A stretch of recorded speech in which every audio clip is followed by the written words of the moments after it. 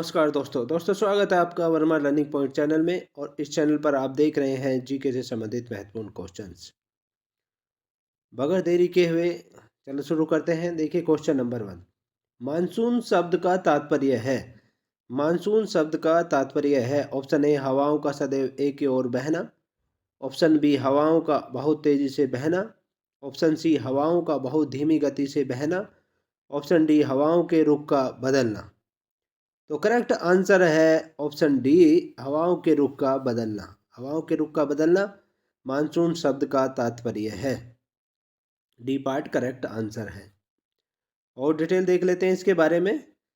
Monsoon शब्द की उत्पत्ति अरबी भाषा के मौसम शब्द से हुई है। तो मानसून शब्द की उत्पत्ति कहाँ से हुई है? अरबी भाषा के मौसम शब्द से हुई है, जिसका तात्पर्य है मौसम ऋतु से है। जिसका तात्पर्य मौसम ऋतु से है। और परंपरागत रूप से मानसून का संबंध मौसमी हवाओं में परिवर्तन से है, जिसमें ऋतु परिवर्तन के साथ हवाओं की दिशा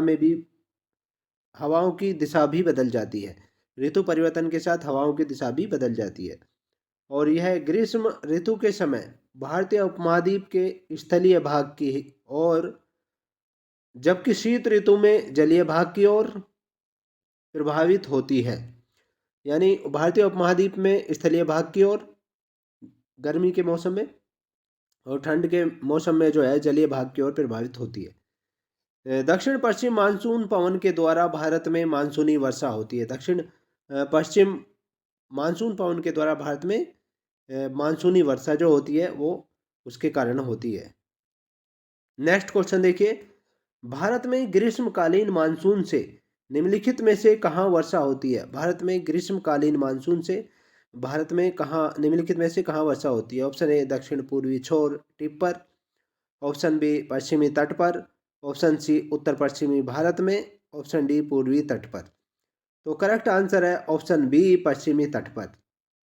पश्चिमी तट पर ग्रीष्मकालीन मानसून से वर्षा होती है।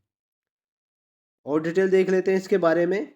ग्रीष्मकालीन दक्षिण पश्चिम मानसून पवनों के द्वारा दक्षिण पूर्वी छोर उत्तर पश्चिमी भारत के अतिरिक्त संपूर्ण भारत में वर्षा होती है। और ध्यान देने वाली बात है कि कोरोमंडल तट के दक्षिणी भाग तमिलनाडु तट के अतिरिक्त संपूर्ण पूर्वी तट पर भी इसके द्वारा वर्षा होती है। यानी कोरोमंडल तट के दक्षिणी भाग जो समुद्र तट है तमिलनाडु का तट, उसके अतिरिक्त उसको छोड़कर संपूर्ण पूर्वी तट पर भी इसके द्वारा वर्षा होती है। नेक्स्ट क्वेश्चन देखिए। भारत में कॉफी की खेती के लिए सबसे उपयुक्त क्षेत्र कौन सा है? भारत में कॉफी की खेती के लिए सबसे उपयुक्त क्षेत्र कौन सा है? ऑप्शन ए सिंधु गंगा घाटी, ऑप्शन बी ब्रह्मपुत्र घाटी, ऑप्शन सी कच्छ का रण, ऑप्शन डी दक्षिणी पठार। तो इसका करेक्ट आंसर है ऑप्शन डी दक्षिणी पठार। दक्षिणी पठार में कॉफ़ी की खेती के लिए सबसे उपयुक्त क्षेत्र है दक्षिणी पठार। और डिटेल देख लेते हैं इसके बारे में। भारत में कॉफ़ी उत्पादन के लिए दक्षिण का पठार एक आदर्श और उपयुक्त स्थान माना जाता है कॉफ़ी के उत्पादन के लिए। और भारत में कॉफ़ी का उत्पादन विशेष रूप से दक्षिण भारत के 3 क्षेत्रों में होता है। एक तो कर्नाटक में, केरल में और तमिलनाडु में किया जाता है कॉफ़ी का उत्पादन। और कहवे की खेती के लिए उष्ण एवं आर्द्र जलवायु की आवश्यकता होती है। कहवे की खेती के लिए यानी कॉफ़ी के उत्पादन के लिए उष्ण तथा आर्द्र जलवायु की आवश्यकता होती है। नेक्स्ट क्वेश्चन देखिए। स्वतंत्रता के समय भारत में मुख्य रूप से किस प्रकार की खेती की जाती है?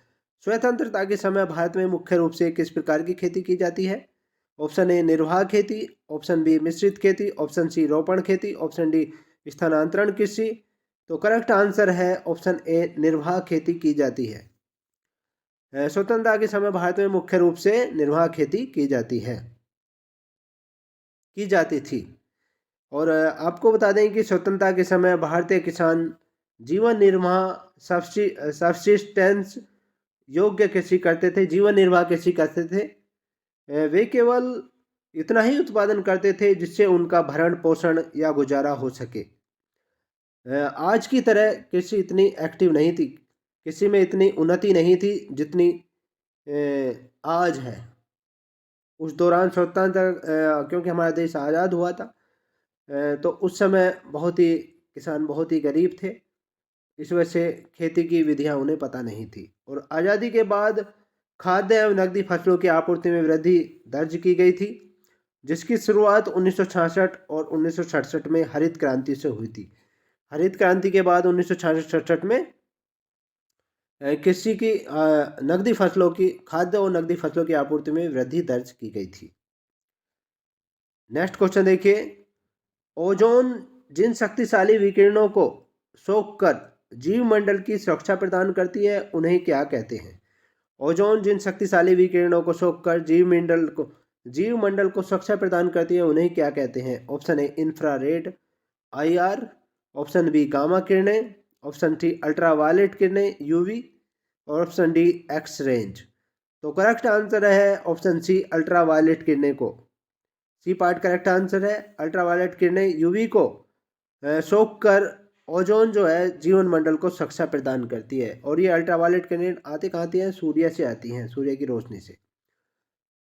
और डिटेल देखते हैं इसके बारे में। ओजोन जिन शक्तिशाली विकिरणों को सोखकर जीवमंडल को सुरक्षा प्रदान करती है उन्हें अल्ट्रावायलेट किरणें, पराबैंगनी किरणें कहते हैं। और आपको बता दें कि ओजोन परत समताप मंडल में पाई जाती है और विश्व ओजोन दिवस 16 सितंबर को मनाया जाता है। विश्व ओजोन दिवस कब मनाया जाता है? 16 सितंबर को हर साल मनाया जाता है। और ओजोन परत जो है समताप मंडल में पाई जाती है। ओजोन परत वो शक्तिशाली परत है जो सूर्य की किरणों से जो अल्ट्रावायलेट किरणें आती हैं उनसे सुरक्षा करती है ये जीवमंडल की। अगर ये ओजोन परत ना हो तो विनाश हो सकता है, भारी विनाश हो सकता है। नेक्स्ट क्वेश्चन देखिए, पेरियार टाइगर रिजर्व किस राज्य में है? पेरियार टाइगर रिजर्व किस राज्य में है? ऑप्शन ए तेलंगाना में, ऑप्शन बी तमिलनाडु में, ऑप्शन सी केरल में, ऑप्शन डी उत्तराखंड में। तो करेक्ट आंसर है ऑप्शन सी केरल राज्य में है। पेरियार टाइगर रिजर्व किस राज्य में है? केरल राज्य में है। सी पार्ट करेक्ट आंसर है। और डिटेल देखते हैं इसके बारे में। पेरियार टाइगर रिजर्व दक्षिण भारत के पश्चिमी घाट पर, ये पश्चिमी घाट पर है दक्षिण भारत के, और केरल राज्य में स्थित है। केरल राज्य में ये स्थित है, जिसे 1982 ईस्वी में स्थापित किया गया था। 1982 ईस्वी में इसे स्थापित किया गया था। और आपको बता दें कि केरल की जो राजधानी है तिरुवनंतपुरम है। केरल की राजधानी तिरुवनंतपुरम है। तो ये थे जीके से संबंधित बहुत ही महत्वपूर्ण क्वेश्चंस। नेक्स्ट वीडियो में आपसे फिर मिलते हैं, तब तक के लिए बाय। जय हिंद दोस्तों।